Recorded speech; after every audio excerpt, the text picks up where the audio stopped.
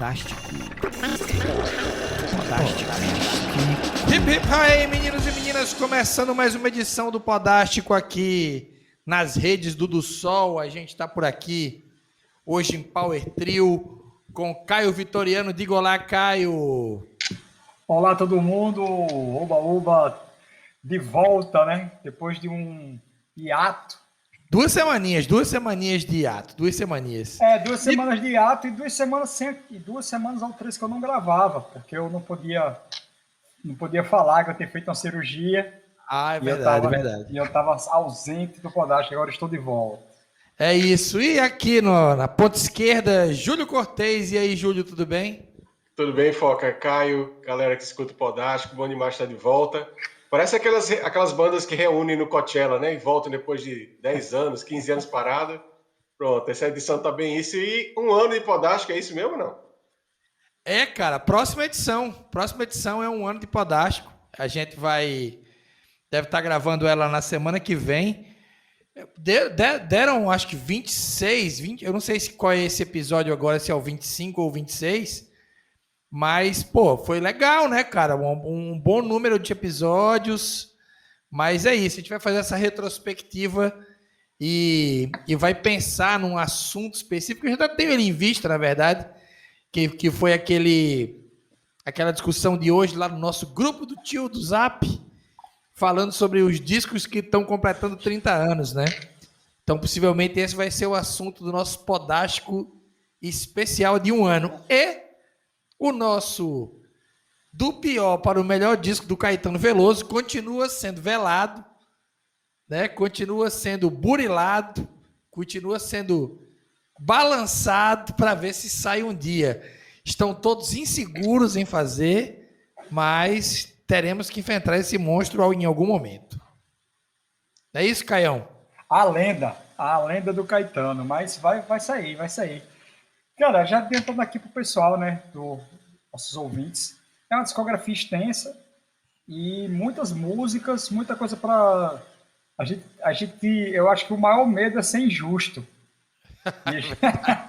Verdade, cara. Acho que o maior medo é ser injusto, sabe? Porque a gente vai acabar escapulindo alguma coisa, mas vai ser até bom pela interatividade, as pessoas depois chamarem a gente para fazer alguns apontamentos. É isso. Ó, eu vou começar a nossa revista de hoje. Hoje é bem revistão, bem indicações, coisas que vimos e tudo mais, coisas que ouvimos. Vou começar com o Marginal Alado, documentário do Chorão, que saiu, acho que já tem umas 2 semanas no ar, né? Foi um documentário que tá meio bombando assim na internet, né? Muito comprado pela galera. Né? Ele tá nesse esquema que não tem muito. Olha aí quem entrou aí, ó. João Saraiva. Saraiva foi. Ô, louco! Aumenta o seu microfone aí que tá baixo. Saindo das catacumbas de Paris. Negaram meu nome 3 vezes. Eita, pô. Fui eu lá no Zap. Em 4, né? Pegou aqui pela metade. Bem, vou pegar de onde eu estava. Eu vi esse final de semana passado o doc do Chorão, Marginal Alado. Esse doc, ele, como não tem cinema, né? Os filmes estão todos parando direto nos players e às vezes para vender ali, né? No Now, em outras plataformas. E já possivelmente cai em algum desses players. É um doc com direção do Felipe Novaes, que narra a carreira amplamente documentada, né, do Chorão. Eu fui um pouco duro no Facebook quanto a esse doc. E ao mesmo tempo que eu fui duro, eu também... Foi incrível como tiveram muitos comentários a respeito disso, né? Eu posso até falar rapidamente das coisas que eu escrevi. Eu dei nota 5 para o doc, 7 para o conteúdo, né? Muito porque a coprodução é da MTV, então deu um acesso ao material bem grande que tinha. O Chorão morreu sozinho com 42 anos. Comentei que foi muito triste ver o tal do Live Fast, Die Young, né? Que é bem sedutor, né, como história, mas na real uma tremenda derrota, né? Morrer novo nunca é bom em hipótese nenhuma, eu pelo menos acho isso. Comentei também nessa onda do artista pode tudo, né? Que é o lance do cara ser... acha que fala qualquer coisa e todo mundo tem que aceitar e tal, e pontuo falando que o artista pode tudo, na verdade, é um grande prego teitei, é o que eu acho. Comentei o lance do assédio moral com músicos, equipe, né? E afins, e citei aquele episódio clássico do Chorão humilhando o Champignon em cima do palco, né? Elenquei que foi um dos capítulos mais tristes da história do rock brasileiro, né, que mostra ali uma decadência naquele lifestyle ali e tudo mais, né? Comentei também que achei, passado os devido distanciamento, que algumas composições até melhoram um pouco, né, de quando saíram, né? O cara tinha uma sagacidade ali de esponja, ouvia muita coisa, meio repetia nas músicas, então tem muitas coisas legais gravadas pelo Charlie Brown, pelo menos para mim. Fala um pouco dessa história de superação, né? Que é muito narrada no doc e nas músicas do Charlie Brown, né? Que encontra aquele paralelo brasileiro que dá errado, né? Que é quando você luta para ascender, acende, vira uma exceção, né? Que justifica toda a regra, né? De como é difícil sair de baixo e chegar. E quando chega em cima, você termina fazendo a mesma coisa que seu antigo opressor, né? Comentando que nada é mais Brasil do que isso. Comentei um pouco daquele show bizarro do Charlie Brown Jr. aqui em Natal, que o Oficina, minha banda na época, abriu. Uma briga homérica, a música mal parou, não parou nem um minuto, a briga durou 1 hora. Um show bizarro. Você viu depois, nos seus rolês por aí, você viu uma treta daquele tamanho na vida? Porque eu... Nunca vi, cara, nunca vi. Nada parecido, na real. Nada parecido com aquilo. João, aumenta um pouquinho mais seu microfone, tá? Só um pouquinho mais. E no final eu comento... Aí, beleza. Aí no final eu comento que, perguntando qual era o legado que a banda deixava, né? Que eu acho triste que essa galera define aos olhos do público, né? O Chorão morreu de overdose e o Champignon se suicidou, né? Um tempo depois. E que como nem tudo que reluz é ouro nessa onda do sucesso massivo da televisão, internet, né? Não garante grana, alegria nem paz. Foram os meus comentários. E botei, no final escrevi que no final achei tudo meio triste e decrépito. Eu não sei se alguém viu o documentário do Chorão, que queira fazer comentários adicionais, mas foi assim o que eu achei. Júlio, você viu? Quer comentar?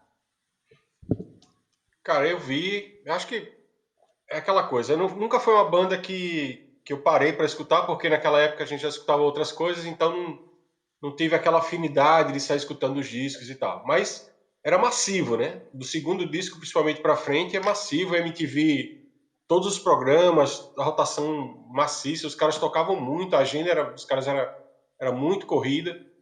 Então sempre estava ali acontecendo, os singles acontecendo, as histórias, a briga com Camelo, as tretas com João Gordo, tem muita coisa que foi acontecendo. Nunca foi uma banda minha de predileção, mas o Doc mostra um outro lado também, que é o seguinte, que ficou muito apagado, eu faço questão de lembrar. A banda era muito boa. A primeira formação da banda era muito boa. Os dois guitarristas, o Thiago Castanho e o outro cara lá, eram dois monstros da guitarra. O baixista também era a estrela da banda ali, né? Um Flea, o cara começou a tocar, sei lá, com 12, 13 anos, sei lá.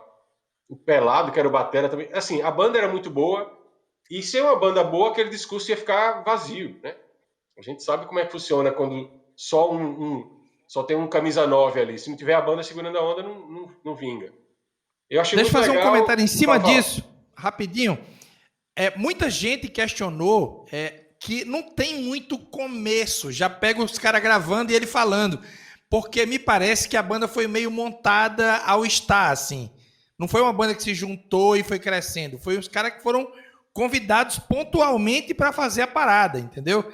Muita gente comenta isso, inclusive, assim, que quando você vê os fóruns, a galera comenta, e realmente no filme aparece ele andando de skate no começo, e já a banda bombada. Parece um pouco do Champignon ali, né? Mas não aparece os outros. Só para você complementar aí. Não, aí para amarrar isso, assim, a banda, tecnicamente, eu sempre achei muito interessante. A gente já abria alguns shows com os caras. Nunca vi nenhum tipo de problema de estrelismo em bastidor, pelo menos com as bandas que eu toquei abrindo. E, assim, como documentário, realmente termina aquela coisa meio deprê ali, de você ver que o cara terminou só, como você falou, né? Só, abandonado, cheirando cocaína 4, 5 dias direto ali. E fica uma coisa vazia, né? Aquele discurso, o discurso acaba sendo vazio, porque é uma coisa super positiva e o cara não segura o que escrevia, né? Mas como documentário eu achei legal, achei que valia a pena. Eu queria Massa. falar.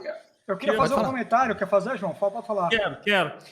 Eu acho engraçado, porque assim, eu não vi o Doc, mas Foca falando, ele tá falando da banda, né? Assim, tipo assim, o Charlie Brown, o discurso envelheceu muito mal. E acabou gerando, não sei se vocês vão concordar, mas acabou gerando uma espécie de vanguarda do bolsonarismo aí, né? Virou um pensamento radical de direita, tem discursos, tem linhas de letra do Charlie Brown Jr. que são impronunciáveis hoje. Você não consegue tocar Do You Wanna Give Me o Anel e sair na rua. Ileso. Ileso, saca? Então, tipo, envelheceu muito mal o discurso. O Chorão era um cara talentoso, né? A banda era uma banda talentosa, como o Júlio falou, a banda massa, eu acho que pega um crossover ali, misturando ska, o punk rock, tudo hardcore, tudo, eu acho. Tem as linhas de rap dele também são legais, ele é um cara talentoso.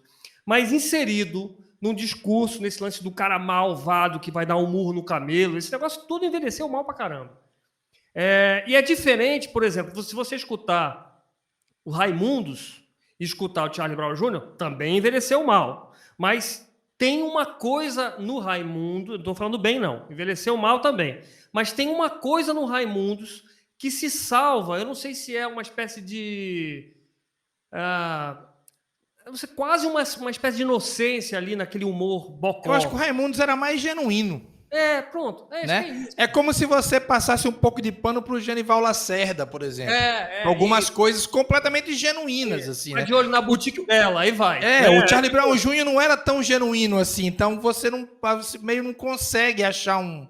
Né? E engraçado tu falar essa onda do meio pré-bolsonarista, né? Você já citou em outros casos, como Tropa de Elite e tal.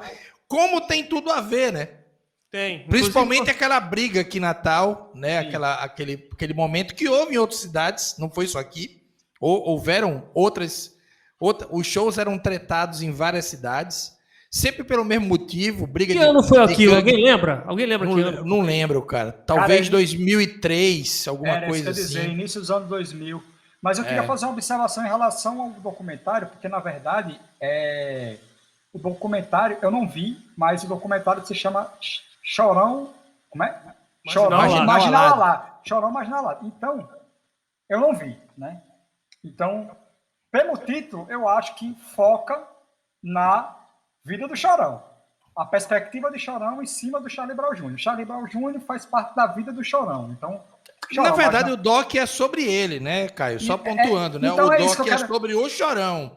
Né? Tem o nome dele. Chorão Marginal Alado, né? Não é um doc sobre o Charlie Brown Jr., inclusive o Pelado não fala, o Thiago Castro não fala. É isso que eu tô querendo dizer. Né? Isso que eu tô querendo dizer. Porque a gente aqui no papo começou a confundir com a obra do Charlie Brown Jr. Sim. Então, não, porque assim, eu vi o doc, tá? Eu tô falando em cima do doc que eu vi. Então, e a impressão que deu, né? Sim, então o que eu falo? Eu não vi, mas se eu fosse fazer um documentário de uma pessoa, a banda é um trecho da vida, não é a vida toda. Então tem antes da banda, tem a banda e tem o pós, o que aconteceu ali até chegar o falecimento dele.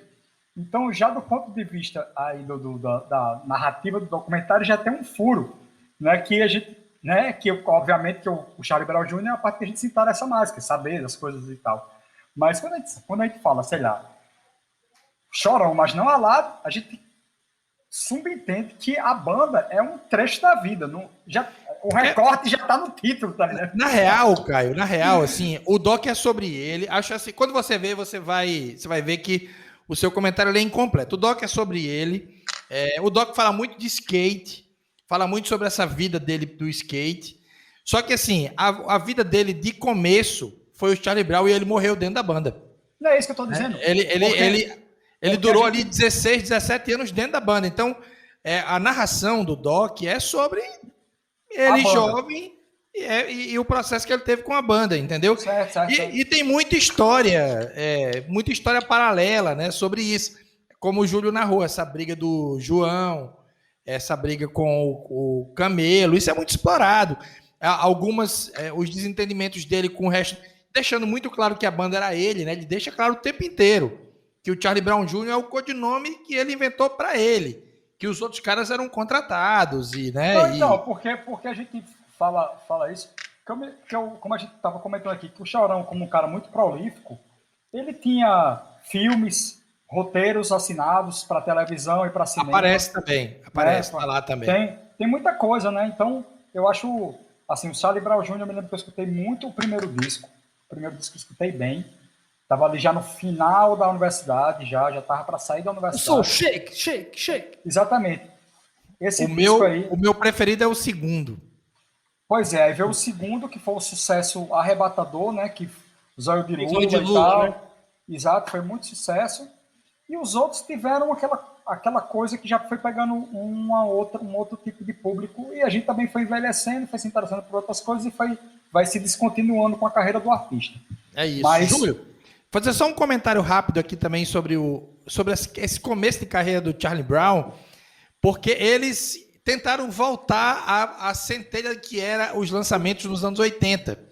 Se você pegar os 6 primeiros anos do Charlie Brown, tem 6 discos. Um disco por ano, todo ano, entendeu? Que era muito comum a gente assistir nos Paralamas, nos Titãs, no Lulu Santos, né? A turma dos anos 80.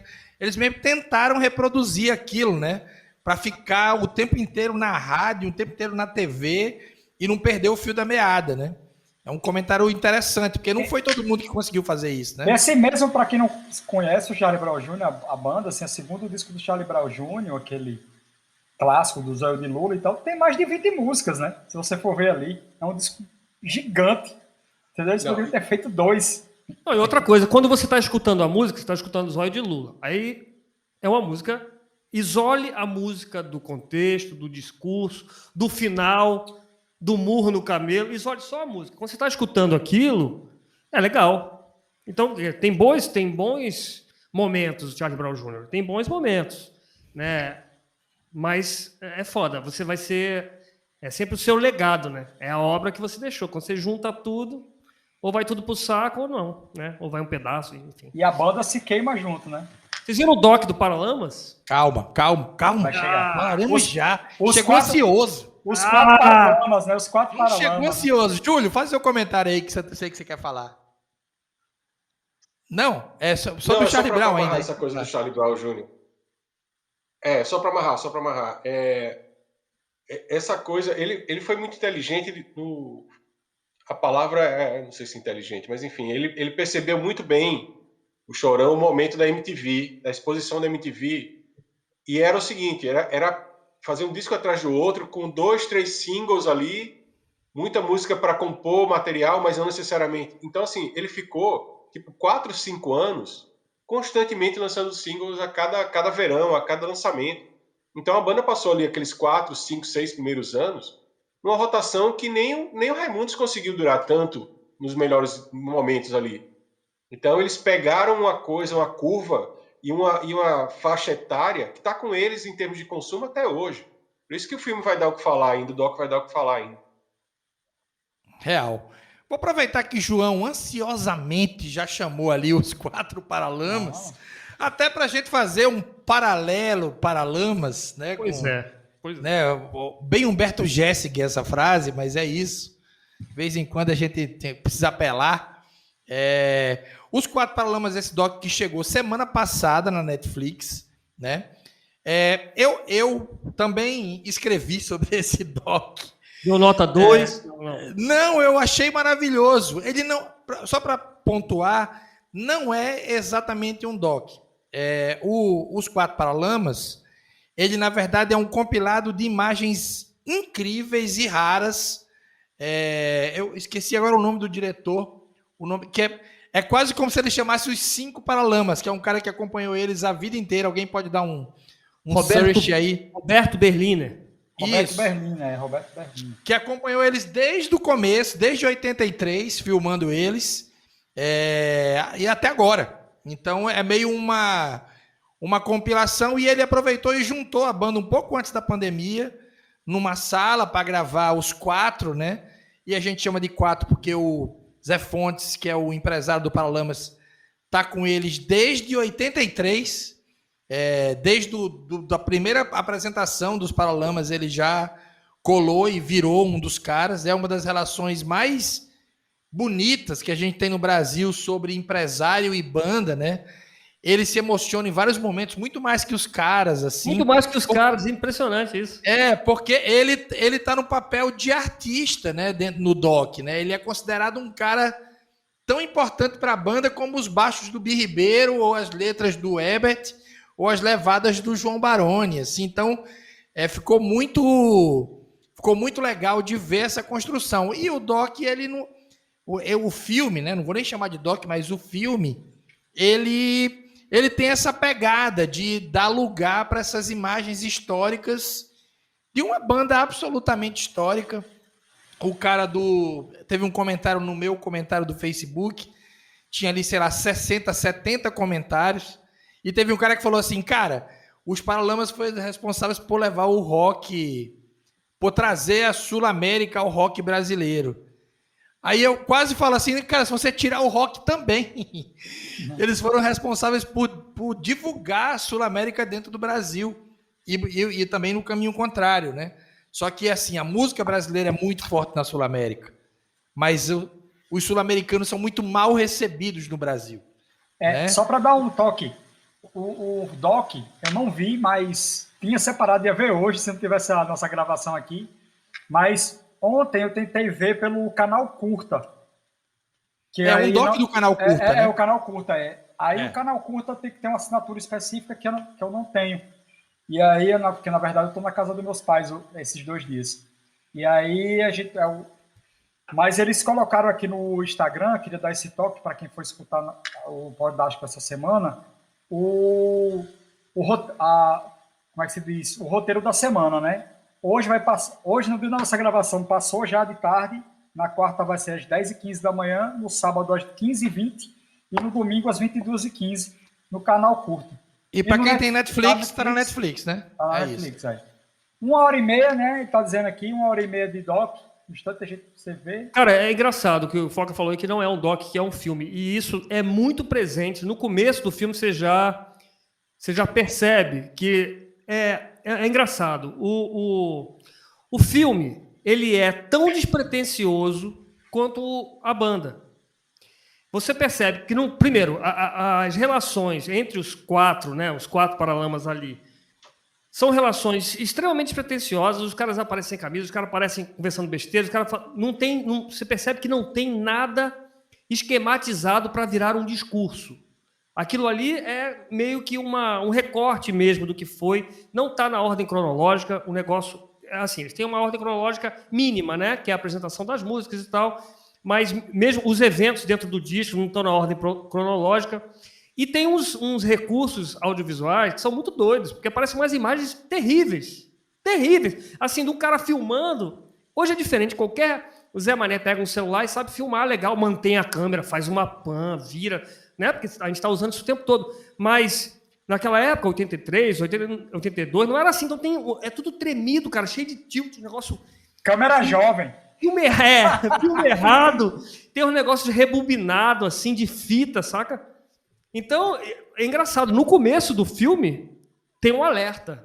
Essas imagens podem causar distúrbios se você tem náuseas, né? Náuseas e não sei o que lá. Hoje em dia, esse negócio que o João falou é muito legal, cara. A galera filma tão perfeito que baixa uma aplicação, um aplicativo para ficar ruim, né? A galera baixa o negócio para ficar ruim, né? Ficar ruim. Né? Então acontece isso hoje. Tem comentários sobre o Júlio? Quer falar aí, Júlio? Que tá dando um intro na conversa? Eu tenho porque assim, eu não vi o doc ainda, eu vi só o trailer, mas ele fala do Zé Fontes. O Zé Fontes, você falou dessa relação de produtor, que é um negócio maluco. E a gente que acompanha o Paralamas há um tempão, eu vou compartilhar uma história pessoal, assim. Esse cara é tão foda, o Zé Fontes, que eu tive na situação viajando e ele estava na mesa ao lado com a esposa jantando.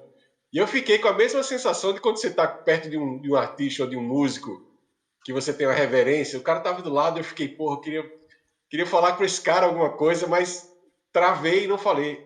Só para você ver a importância, pelo menos para mim, que esse cara tem, assim, quando eu vi o título e vi qual era a ideia do filme, do documentário por trás, eu achei sensacional. Eu não vejo nenhuma relação de produtor, assim, nessa simbiose tão grande quanto esses 4 caras aí, não. Nunca vi. Eu acho que o Paralamas merece uma menção mais que honrosa aqui no Podash, pelo menos para nós 4, aqui que estamos aqui fazendo hoje. Nós somos declaradamente fãs da banda. E a banda é uma banda fantástica, para quem não conhece, tem pessoas de outros países que escutam o Podash. Paralamas de sucesso, banda brasileira dos anos 80, ainda está ativa até hoje. E é fantástico, eu sou fã também da banda, adoro, amo a discografia. Não tenho nem o que falar, tenho que ver agora o Doc. E os caras envelheceram bem, né? É o contrário do que a gente estava falando do Charlie Brown. Não, os caras não envelheceram bem, não. Eles não envelheceram, é diferente, cara. Cara, a maneira... É não é nem incrível. spoiler. Não é nem spoiler, mas, porque né, todo mundo sabe o que aconteceu. Mas a maneira como eles tratam no doc do acidente que vitimou o Herbert e a mulher dele, um acidente fatal para a mulher dele, e que quase matou o Herbert Viana, um acidente de ultraleve. A maneira como eles tocam no doc é uma maneira muito bonita também. Porque tem um impacto, mas sem grandiloquência, não tem grande discurso, a trilha não sobe, entra um negócio, sabe? Não fazem isso. E isso é uma coisa que marcou muito a minha audiência do filme, que é muito despretensioso. Parece uma bandinha. Vamos falar aqui sobre a banda do bairro. É verdade, cara. E assim, eu tenho coisas para falar do Paralamas. Primeiro, assim, eu não sou fã do Paralamas. O Paralamas me inspira, é diferente. É um outro nível de relação com a música deles. A música deles é inspiradora para mim, assim. Inclusive para a minha fase música de dançar, não só inspiradora, como completamente influente nas letras, nas levadas e em quase tudo, né? Esse é o primeiro ponto. Segundo ponto o Paralamas foi a primeira banda brasileira, do rock brasileiro, do BR, rock, a trazer as músicas, os ritmos do terceiro mundo para dentro das suas influências. A gente, se for fazer aquela brincadeira do Titãs, aí você fala Two Tone, Specials e Madness. Mais o Madness do que os Specials, para quem tá ligado.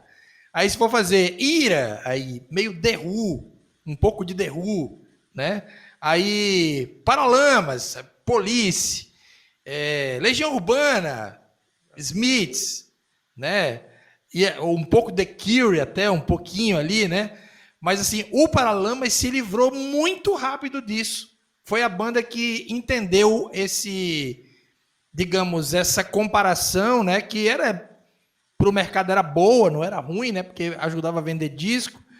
E eles se livraram rápido. E eles tinham vendagem, né? Tiveram vendagem rápida e conseguiram usar essa vendagem para não ficar nadando nesse mar da comparação. Né? Não só da comparação, mas assim, eles ampliaram o leque, né? Volto a dizer, a primeira banda do rock BR a usar ele cita o irmão dele.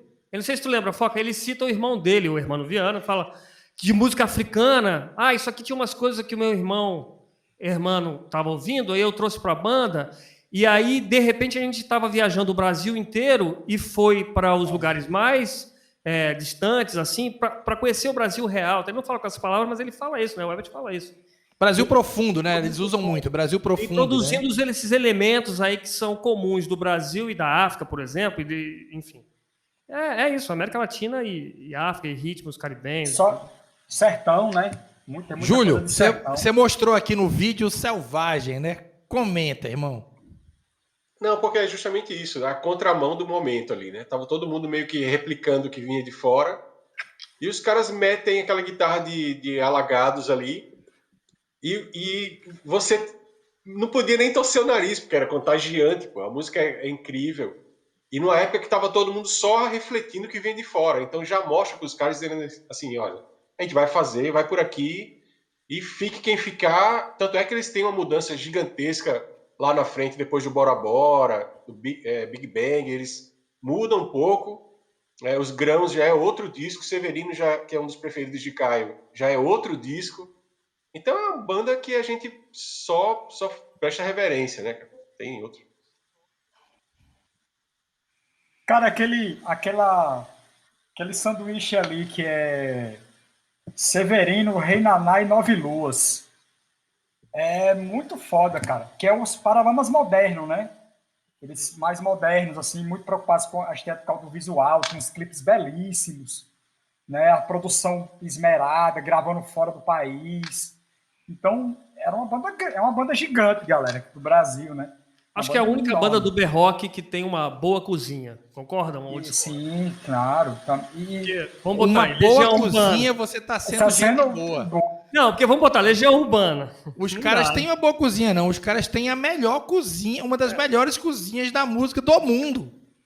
Cara, Cara, eu não vou nem ficar em Brasil. Vai nem alisar. Não, vou nada, cara. Tipo, cara, o João Baroni tira som da bateria dele desde o segundo disco dos Paralamas. É incrível o som que ele consegue tirar desses discos, cara. Você escuta e fala, porra, sério que o cara tá tirando esse som? E ele continua fazendo isso até hoje. Eu fiz uma coisa esses dias, eu tô fazendo uns treinamentos, né? Correndo, andando, me exercitando, já tem uns 3, 4 meses, já perdi um pezinho, inclusive, e eu vou fazer o caminho de volta, cara. Eu vou ouvir o Paralamas de frente para trás. Por quê? Porque eu não ouvi tanto os discos mais recentes do Paralamas. Então eu vou pegar o disco mais recente, porque os primeiros, até o Bora Bora, eu conheço, eu só vejo as faixas instrumentais, eu conheço muito. Então eu vou fazer esse caminho contrário agora. Indico todo mundo fazer, que é pegar os discos mais recentes e andar para trás, né? Pelo menos até o Longo Caminho ali, que é aquele disco pós-acidente, que é acho que é o marco ali, talvez, né? O principal disco dos Paralamas, cara, o Paralamas é uma banda tão incrível, que o principal disco dos Paralamas, a principal vendagem dos Paralamas é o Vamos Bater Lata. Disco ao vivo, né? Que é um disco ao vivo que ele fala no doc, inclusive, que ele foi obrigado a gravar, ele não queria gravar, mas o Paralamas estava passando por um momento ruim de venda e tinha muito single. Então ele falou, cara, eu consigo gravar se você me der um disco, um EP com 4 faixas inéditas. E aí ele gravou uma brasileira, 300 picaretas. Olha só, Foca Né? tá falando que tem isso no doc. Aí, vocês não viram o doc? Então tem um momento em que ele fala, olha, isso ele cita, ele tá saindo uma ligação e fala, porra, consegui 4 músicas, não sei o que, pronto, acabou. E aí, falou, acabei de sair da EMAI e consegui um EP com 4 músicas num disco ao vivo. Ele fala pra câmera, né? Aí ninguém fala Inclusive, uma brasileira. Ninguém fala uma brasileira. A brasileira deve ter sido a música mais tocada do Brasil naquele ano. Ninguém fala, nem cita essa música no. Inclusive, nesse EP, aí tem uma música chamada Essa Tarde, que é uma música linda, belíssima. Belíssima. 300 picaretas, como o Foca falou. Quando você vê o doc, você vai ficar chocado, porque tem no doc ele gravando essa música no camarim, mostrando pra uma pessoa, dizendo, ó, a guitarra não tá saindo, mas olha essa música aqui. Aí ele toca. Cara, com a guitarra sem o amp. Tipo, eu vi uma entrevista de um desses caras que são técnicos daquela gravadora esqueci, Jack White. Aí Jack White chegou um dia bem empolgado. Olha, eu trouxe aqui um riff de guitarra para uma música massa. Era Seven Nation Army. Aí o técnico fala, cara, esse riff é muito mal, velho.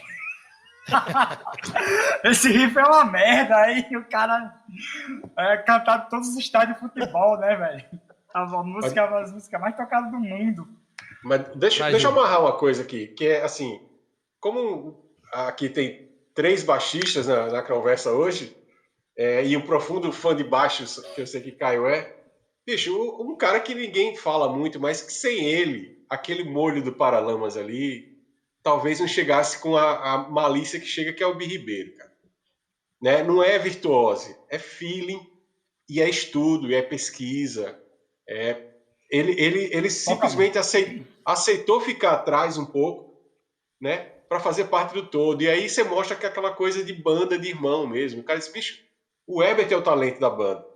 O Barone é o talento da banda. Deixa eu ficar aqui na minha e dar esse molho. E principalmente, se você escuta o som do Paralamas, um som bom, no fone legal, o baixo dele, meu amigo, é que nem um abraço de amigo. É coisa que você recebe toda dos hora. Os últimos shows do Paralamas no Teatro Riachuelo, era aquela comemoração dos 30 anos de carreira. Eu fiquei com aquelas linhas de baixo 2 semanas na orelha, velho, porque era muito na cara, muito alto. O show foi com um som muito... Acho que, não me lembro de João, mas vocês dois estavam, Foca e Júlio. Foi um show muito perfeito tecnicamente e é lindo. Eu tinha visto aquele show em BH também, e em BH eu chorei, porque passa uma vida, né? A vida deles ali, e você vê os caras novinhos ali, até hoje, e o lance da cumplicidade. Eu acho que o lance da amizade deles é fundamental. Mais emocionante que eu vi deles... pode só terminar. Mais emocionante que eu vi deles foi no Ceará Music com Los Hermanos. Os Hermanos tocaram, né? Aí iam entrar os Paralamas e aí eles fizeram algumas músicas juntos. E aí os Paralamas tocam e tal, e ele canta aquela música Cuide Bem do Seu Amor. E aí ele fala, eu vi isso. Ele fala, cuide bem do seu amor. Quando acaba a música, ele fala, não a leve para andar de ultraleve. Olha só. Aí eu gosto de lembrar como se todo mundo tivesse ficado olhando meio com cara de cu, assim, e aí a vida seguiu. Mas, pô, é um momento épico. Eu tive a sorte, para matar, né? Eu tive a sorte de tocar no show de volta dos Paralamas aqui em Natal. Eu chorei horrores. Tinha umas 20 mil pessoas no show, era muita gente. Foi um dos recordes de público de shows de rock em Natal. Acho que esse show rolou onde é um desses supermercados grandes, aqui perto do Satélite, tinha uma casa de show ali, um espaço, né? E eu me lembro, cara, e outra, assim, diferente do show do Charlie Brown, que eu fui muito maltratado, o Júlio não foi, acho que porque talvez tenha tocado depois, num outro momento com eles, mas eu toquei com eles no auge, e a gente não pôde nem sequer guardar os nossos equipamentos, e a gente apanhou. Nesse show dos Paralamas, a gente tocou no mesmo equipamento deles, usou amplificadores, usou coisas, foi tudo lindo, maravilhoso, muito bem tratados, assim como quando a gente tocou com Titãs, foi mais bem tratado ainda. Então, assim, dá para notar uma diferença. E só para fazer jus à hashtag, né, botar umas tagzinhas nesse doc, Hermano Viana, um dos maiores pesquisadores da cultura brasileira, né, um bamba. O Hermano Viana é do tamanho do Herbert Viana, só para vocês terem uma ideia. É tipo isso, só que um é um cara da cultura, né, ali da pesquisa e tal, o outro é músico, mas os dois têm o mesmo tamanho. Eu tive a honra de conhecer o Hermano Viana. O Hermano Viana saiu do Rio de Janeiro e veio entender o que era o Do Sol in loco, nos entrevistou, foi um dos responsáveis por botar o Do Sol na Petrobras, no Petrobras Cultural, no projeto, né? E eu tenho muita alegria de ter esbarrado o Hermano e por um momento até ter uma amizade com ele, me encontrar com ele em vários lugares, porque é um bamba, é foda ele ser citado e demorar 1 minuto, porque ele tem esse tipo de importância mesmo, que eu queria deixar até guiado aqui no Podástico. Amigos, bora mudar de página, mas eu não sei para que página vai, porque as minhas 2 páginas eram essas. Quem é que tem assunto aí? Foram 2 páginas ótimas, inclusive. Foram, mas elas seriam, né? Só recapitulando, esse é o penúltimo programa antes do nosso programa de 1 ano, que a gente vai fazer, eu acho que pode ser até como proposta, esse programa especial de 30 anos desses discos, que a gente não vai nem citar aqui, porque senão vai dar fuxico, a gente vai começar o programa da semana que vem agora. Então, melhor nem segurar. Mas, bem, vocês devem ter ideia do que a gente está falando. É aquele ano clássico da música mundial. Eu me arrisco a dizer que talvez, como ano, um dos maiores de todos os tempos. A gente pode até botar isso nessa discussão na roda, mas é isso. Quem tem página para virar aí? Júlio, tem coisa para indicar? Coisa para virar? Cara, o meu já é meio que na pegada final aí de dicas. Porque, mais Pode uma ir, pode vez, indo. mais uma vez, o que a Disney e a Marvel estão fazendo com as séries lá no Disney Plus é brincadeira. A gente, por exemplo, por mais que eu tente imaginar que o formato está se estagnando, os caras vêm e jogam esse Falcão e Soldado Invernal com uma das imagens mais estarrecedoras dos últimos tempos em termos de quadrinho. E hoje, dia 20/4, que é um dia emblemático, porque o policial lá que matou o Floyd acabou de ser condenado em 2º e 3º grau e homicídio. Então, hoje é um dia para a gente também parar para pensar um pouco. Os caras estão tocando em temas como, sabe, com muita coragem num programa que era para ser só, sei lá, pipocas e algodão doce. Mas os caras estão falando de temas muito sérios ali. Então, a minha dica é, por mais absurdo que você ache, os caras estão fazendo séries de super-heróis com temas muito mais fortes do que a gente podia imaginar. E é meio... Isso aí tá me pegando ultimamente. Eu tenho uma dica depois. Pode ser agora. Pode ser agora. Tá, tem um documentário, pode falar o nome da Pode empresa falar tudo. grande se quiser. da multinacional do streaming. Pode Tem um falar documentário na tudo. Netflix que é O Barato de Iacanga. Vocês viram isso? Sim. Você tá de sacanagem, né? Por quê? Já foi falado? Porque você é atrasado demais, irmão. Foi falado? Não vou falar. Já foi, inclusive, tema aqui do Podástico, mas indique de novo. Mas Não nem que falei, não, O tá tempo falei que era passou. É a prova de que era bom. Tá vendo? Prova É a de que era prova bom. de que era bom. Em vez de estar aqui fazendo Podástico, eu estava o quê? Assistindo o documentário que eles indicaram. Então, confie neles aí que eles estão certos. É bom mesmo. Pode falar um pouco, João. Tô tirando. Só o que Pode é bom falar, dura pode tempo. falar. Só que é bom dura tempo bastante para se tornar inesquecível. Já diria o outro, não é isso? Chama. Citando quem? Não, João, deixa eu falar só um paralelinho, cara, que é incrível. Vai lá. Você sabe que um dos principais caras desse festival é o Pena Schmidt. Porque na época o Pena meio montava os sons. E ele aparece várias vezes com essa bermudinha Adidas curta de futebol argentino, trepado, montando o som do rolê. Né? E aí, porra, é muito foda você ver o cara. E ele é meu amigo. Esse é meu amigo mesmo, real, meu brother.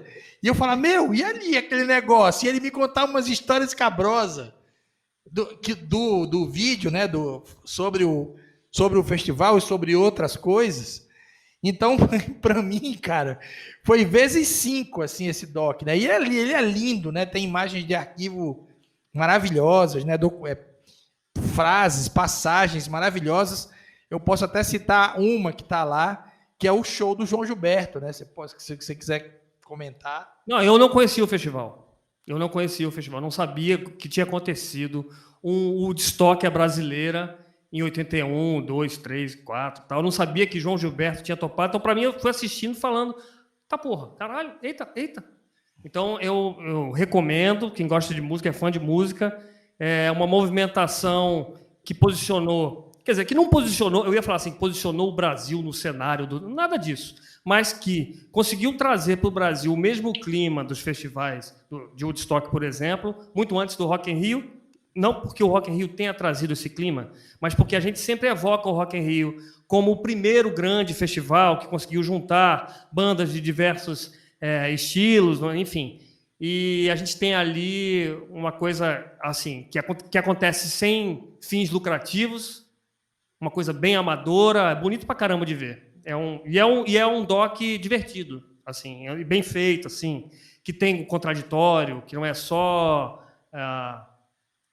bajulação de quem fez o evento, não, tem o contraditório, tem falando das coisas que deram certo, as coisas que deram errado, então eu recomendo. E tem um som incrível e vídeos incríveis. A gente comentou semana passada, Caio, você consegue lembrar que é o doc da semana passada que a gente comentou aqui a respeito do acampamento lá para pessoas especiais e tal, que eu esqueci o nome. Creep Camp. Creep Camp, né? Parece um pouco com essa onda que o João falou, né? Que é esses docs que tem imagens históricas, que parece que o cara filmou o doc nos anos 70 e o negócio saiu em 2021. É absolutamente incrível. Caio, você tem página para virar? Eu tenho uma dica também, já, assim, já que estamos na semana em que antecede o Oscar, e o Oscar é no domingo, né, nesse nosso próximo domingo, eu vou falar de uma produção que está concorrendo em algumas categorias, mas eu acho que está eclipsada por outras produções. É uma produção do Netflix chamada Relatos do Mundo, estrelada por Tom Hanks. E o filme se passa na época do Velho Oeste, mas o importante que eu digo sobre essa produção é que é um filme sobre comunicação. O Tom Hanks interpreta um cara, um ex-soldado, em que a tarefa dele na vida é sair de cidade em cidade lendo jornais, informando as pessoas que não sabem ler.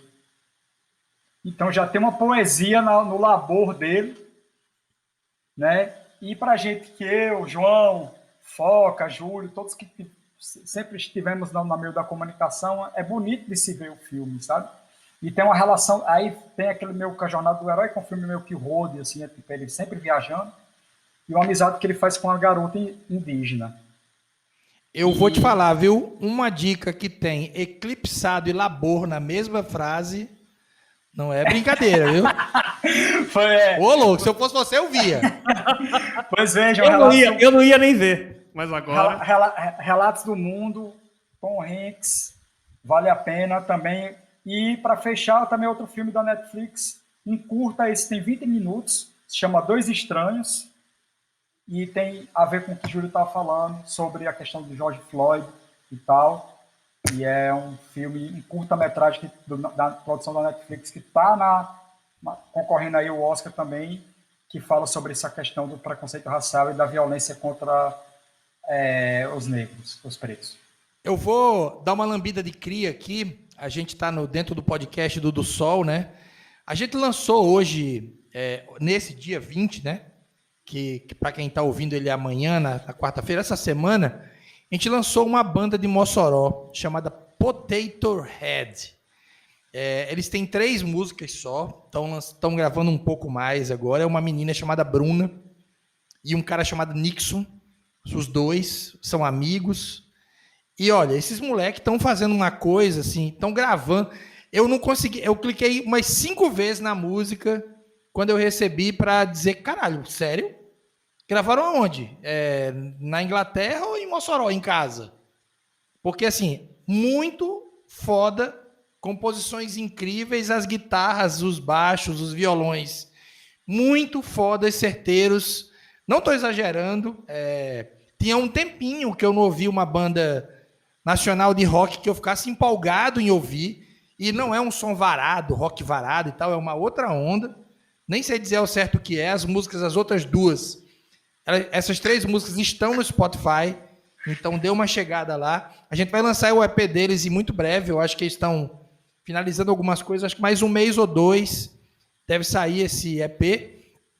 E também quero indicar para os próximos dias, a gente vai lançar o disco novo do Irã Barreto, que tem simplesmente feat com Chico César e Zé Cabaleiro, os 2 juntos no disco do Irã Barreto, que é um dos principais músicos, artistas, compositores de Natal, né, da rede do estado aqui, e muito respeitado, já tocou com muita gente de fora, já fez gig desde cedo com muita gente, e espero, fiquem espertos aí para quem curte MPB, uma onda mais de composição.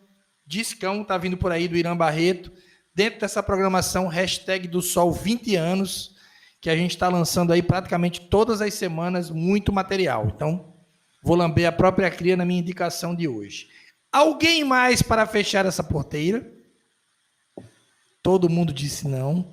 Então, eu queria deixar um beijo muito grande, principalmente para o meu brother João Saraiva, que entrou atrasado, mas entrou. Está dizendo que não pode participar do Podástico quarta-feira, 8 horas, porque está trabalhando. Então, eu tenho muito respeito por esse tipo de... 7 meses de atraso, mas chegou. Chegou. Inclusive, chegou faltando um episódio para a edição de 1 ano, que era exatamente com nós 4.